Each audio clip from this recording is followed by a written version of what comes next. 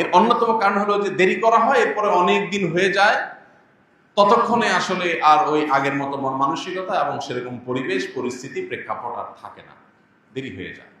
এই জন্য এই জিনিসটা আমাদের করা উচিত হবে না। এবং বিশেষ করে অন্যান্য ওয়ারিসদের হক কম বেশি দেওয়া হয়।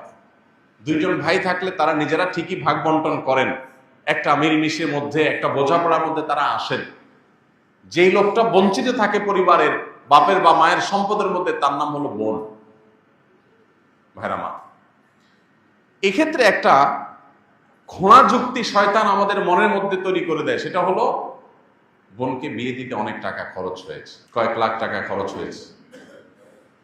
অনেক বাবা জীবদ্দশায় এগুলো মিটমাট করে দেয়, মেয়েদেরকে বলে, দেখো মা, তোমার বিয়েতে তো অনেক টাকা খরচ হয়েছে, অনেক মানুষ খাওয়াইতে হয়েছে, বাজার সদাই করতে হয়েছে, অনেক জিনিসপত্র যৌতুক দিতে হয়েছে, স্বর্ণ গহনা কিনতে হয়েছে, তো তুমি আর দায় দাবি রাখিও না।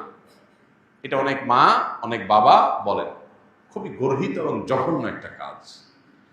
সন্তানের বিয়ে দেওয়া, বিশেষ করে কন্যা সন্তানের বিবাহ দেওয়া, এটা বাবার উপরে দায়িত্ব এবং কর্তব্য। 2 টাকা খরচ করে দিবেন না।